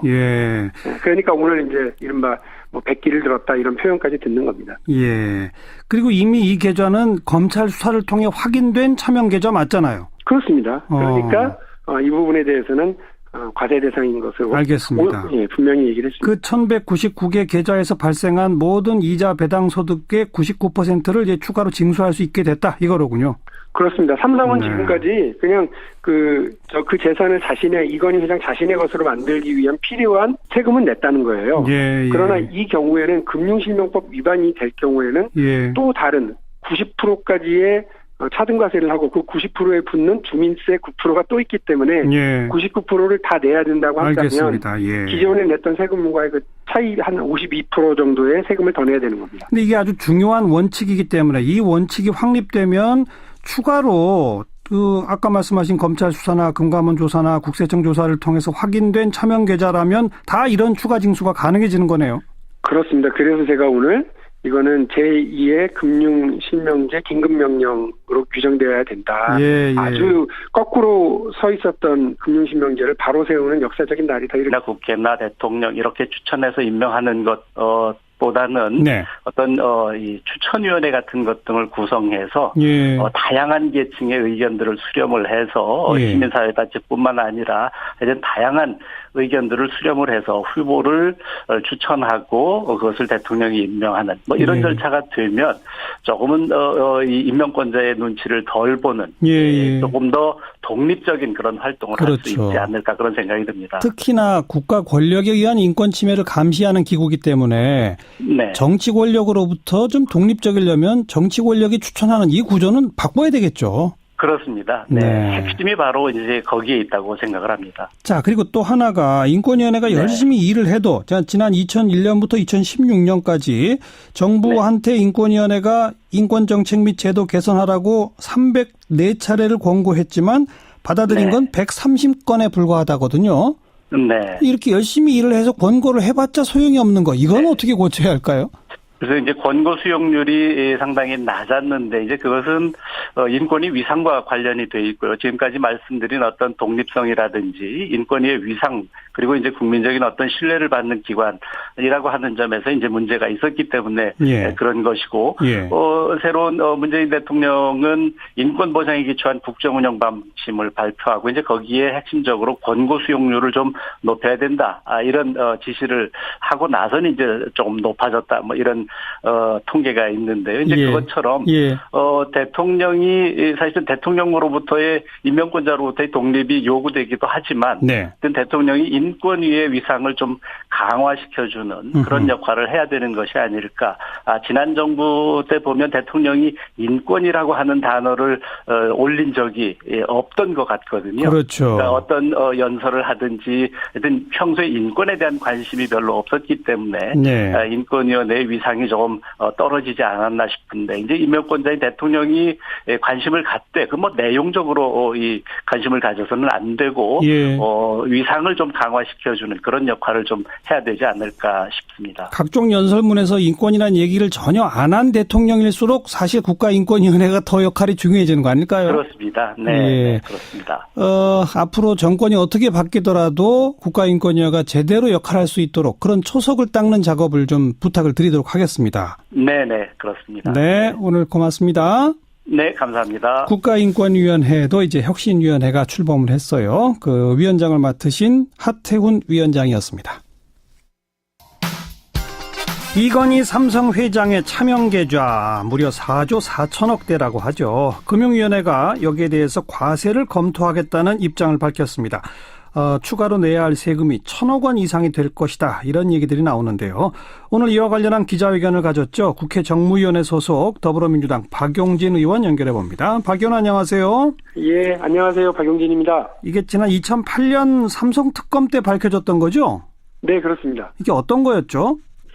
그 당시 김용철 삼성 구조본의 대무팀장, 법률팀장을 했었던 김용철 변호사가 삼성의 비자금에 대한 폭로를 한 겁니다. 그래서 만들어진 것이 이른바 조준웅 삼성특검. 그래서 이 조준웅 삼성특검이 확인한 바는 이건희 회장이 임직원 등 486명의 명의로 1199개의 차명 계좌를 갖고 있었고요. 거기에 무려 4조 5천억 원이라고 하는 엄청난 돈을 감춰놓고 있었다라는 점이 확인된 겁니다. 역시 이건희 회장은 스케일이 다르네요. 근데 그 486명 중에요. 임직원뿐만이 아니라 그 중에는 자기 이름이 그게 쓰였는지도 모르는 사람들도 상당수 있는 걸로 확인됐습니다. 계좌 수도 1,000개가 훌쩍 넘고 돈이 4조 5천억. 이 돈은 어디서 왔다는 거였죠? 조준웅 특검은 그 당시 국민적 의혹이었던 그 이건희 회장의 비자금이다. 그래서 배임 횡령죄로 처벌해야 된다라고 하는 것이 국민적 요구였는데 상속재산이다 이렇게 최종적으로 확인을 해줬죠. 그냥 상속받은 돈을 차명으로 관리했을 뿐이다 이렇게. 그렇습니다. 이게 불거진 다음에 삼성 측에서 이건희 회장이 뭐 어떻게 한다고 했었잖아요. 그렇습니다. 그때 그 4월 23일 날 기자회견을 열었어요. 세 가지를 약속을 했습니다. 일단은 그 문제가 된 차명 계좌에 대해서는 실명 전환한다. 두 번째로 납부되지 않은 세금을 여러분 안녕하십니까? 정관용입니다. 국가인권위원회 참 중요한 기관인데 그동안 제 역할을 못해온 것이 사실이죠. 그런 반성 그리고 새로운 혁신을 위해서 오늘 국가인권위원회 혁신위원회가 발족했습니다. 잠시 후에 그 혁신위원장을 맡은 하태훈 위원장의 이야기 들어보겠고요. 4조 4천억 원에 달하는 이건희 삼성 회장의 차명 계좌. 오늘 금융위원회가 과세를 검토하겠다 이런 방침을 밝혔습니다. 이 문제를 처음 제기하고 과세 필요성도 강조해온 더불어민주당 박용진 의원의 설명 들어보시겠고요. 7시 5분 시작되는 2부에서는요. 오늘 CBS 가을 개편과 함께 새롭게 마련한 순서들 선보입니다. 먼저 CBS 김현지 기자의 오늘의 뜬 뉴스 보내드리고요. 또 새로 준비한 이슈 토크가 있습니다. 원숙한 진보 여성 정치인이죠. 최민희 전 의원, 그리고 젊은 보수 남성 시사평론가인 장예찬 씨 두 분과 함께하는 시간인데요. 오늘은 방송 장악 논란에 대해서 두 시각 함께 들어보도록 하고요. 요즘 한창 떠오르고 있는 할로윈데이 유행, 그게 한국인에겐 어떤 의미일까요? 경희대학교 이태광 교수의 설명까지 전해드리겠습니다. 잠깐 광고 듣고 시작할게요. 국가인권위원회, 그 지난날을 성찰해서 더 강한 국가인권위원회로 만들 청사진을 제시하는 자문기구 혁신위원회가 오늘 그 첫 발을 내딛었는데요. 그 하태훈 위원장을 연결해서 말씀 듣겠습니다. 안녕하세요. 네, 안녕하세요. 네. 네, 하태훈입니다. 오늘 그 인권위원회가 그동안의 활동과 관련해서 여러 가지 반성해야 할 점이 있다고 생각한다, 이렇게 말씀하셨죠? 네네. 가장 반성해야 할 점이 뭐라고 보십니까? 가장 반성해야 될 점은 그 몇 년 동안, 최근에 몇 년 동안 이 인권위원회가 제대로 활동하지 못한 부분들이 있거든요. 예. 그러니까 인권 침해 상황에서 침묵을 지키거나 아니면 정부에 면죄부를 주는 이제 그런 활동들을 해왔기 때문에 그건 이제 반성적 성찰을 통해서 앞으로 인권위가 어떻게 나가야 되는지 하는 것 등을 마련하기 위한 그런 위원회라고 생각을 합니다. 예. 제가 국가인권위원회 하면 떠오르는 게 국가인권위원회가 상을 주겠다고 했는데 이 시상자로 결정된 사람이 나는 그 상 거부한다, 이랬던 적이 있었거든요. 네. 그죠? 국민의 어떤 신뢰를 받지 못하기 때문에 그런 일이 벌어졌던 것이 아닌가 생각이 됩니다. 자, 바로 그 점, 반성해야 할 점, 국민의 신뢰를 잃은 핵심 원인이 어디 있다고 보십니까? 제가 생각하기에는 인권위원장이라든지 위원들의 선임 절차가 투명하지 않고 또 정부의 입맛에 맞는 이런 분들이 임명이 되다 보니까 그렇죠. 제대로 국가의 인권 침해를 감시하고 또 앞으로의 방향들을 권고하는 이런 역할들을 제대로 하지 못한 것이 아닐까, 이런 생각이 들어서 인권위원회의 어떤 독립성이라든지 위상 강화가 필요하다고 생각을 합니다. 지금 현재는 위원장과 인권위원들 선임 절차가 어떻게 되어 있습니까? 그냥 대통령이 다 자기 마음대로. 대통령 4명하고 그다음에 국회, 그다음에 이제 대법원장 이렇게 정하도록 돼 있고요. 추천을 해서 정하도록 돼 있고, 이제 인권위원장 같은 경우는 이제 대통령이 임명을 하는데 이제 그러다 보니까 임명권자의 눈치를 보거나 아니면 때로는 이제 법률가 중심으로 예컨대 이제 대법원에서 임명을 하다 보면 추천을 하다 보면 이제 법률가 중심으로 가게 돼서 어떤 권고 기능 이런 것 등을 제대로 하지 못하는 그런 문제도 있었습니다. 그러니까 대통령, 국회, 대법원장 합니다만 결과적으로는 여당 쪽에게 더 다수가 가게끔 되어 있는 그런 선임 구조잖아요. 네, 그렇습니다. 네. 자, 이걸 어떻게 바꿔야 될까요? 그러니까 이제 작년 이 인권위원회법이 개정이 돼서 조금은 자격 요건도 이제 인권 활동을 한다든지 하는 이제 그런 인사들로 할 수 있도록 개방을 해 놨습니다만은 여전히 이제 그런 다양성이라든지 아니면 독립성, 중립성을 확보할 수 있는 그런 인사들이 임명되지 못하는 구조여서 앞으로는 이렇게 이제 이 대법원까지 얘기했었. 당장 이 원칙 때문에 좀 떨 사람들이 꽤 있을 것 같은데요. 누가 떠오르세요? 상당히 많을 것 같은데요. 최근에 금감원에서 확인해준 자료를 보면 웬만한 대기업들은 다 이 차명 계좌가 있다가 들통이 났더라고요. 네. CJ가 그렇고 신세계, 동부건설, 빙그레, 한국콜마, 한국철강, 천일고속 등 10곳 정도의 기업들이 이런 대상이고요. 또 최근에 국세청은 또 별도로 파악하고 있었던 걸 보면 국세청에서는 지난 5년 동안 차명 계좌 11,000여 개에서 무려 9조 5천억 원 가량의 재산들을 확인했다. 계좌에 있었으면 확인했다고 되어 있습니다. 이 부분이 다 제가 지금 말씀드렸던 그 확인된 차명 계좌는 과세 대상이다 하는 것의 원칙의 대상이죠. 또 앞으로 조사 결과에 따라서는 최순실 재산이라든지 또 요새 맞습니다. 다스는 누구 겁니까? 이게 유행인데 이런 것도 관련 있지 않을까요? 맞습니다. 정확하게 말씀하신 거고요. 지금까지는 다스가 누구 건지 안들 뭐합니까? 이거였어요. 네. 그 금융위원회 기존 태도는 예. 오늘의 금융위원회 이제 태도는 다스가 누구 건지 알면 그 부분에 대해서 범죄 행위와 무관하게 차등과세해서 그 수익을 다 국고로 환수하겠다라고 하는 입장을 분명히 한 거죠. 여기까지 오늘 말씀 듣겠습니다. 고맙습니다. 네, 감사합니다. 더불어민주당 박용진 의원이었습니다. 의제와 전략그룹 더모아의 윤태곤 실장 어서 오십시오. 네, 안녕하세요. 홍종학 중소벤처기업부 장관 후보자 청문회 앞두고 있죠. 네. 지금 만만치 않네요. 그렇죠. 이 청문회가 내달 10일로 잡혀 있는데요. 흔히 우리가 인사청문회에 대해서 뭐 정치인 불패, 의원 불패 이런 이야기들 하지 않습니까? 예. 홍 후보자는 전 의원인데 좀 쉬워 보이지가 않아요. 재산 문제가 계속 불거져서 그렇죠. 예. 재산 문제, 본인이 쓴 책 내용 뭐 이렇게 크게 두 가지인데 재산 관련 사안이 커요. 네, 좀 정리해 주세요. 네. 홍 후보자하고 부인이 장모님으로부터 압구정동의 아파트를 증여받았어요. 네. 2014년에 지분 반씩 한 채를 이제 사위 반, 딸 반 해가지고 각각 그 당시에 한 가액이 4억 원이 조금 넘어요. 예. 그 다음 해 2015년에는 홍 후보자 부인하고 홍 후보자의 딸이 역시 장모님으로부터 서울 중심지 상가 건물 지분을 각각 25%씩 증여받았어요. 네. 이게 그때 가액으로 한 8억 몇천만 원입니다. 각각. 그렇죠. 예.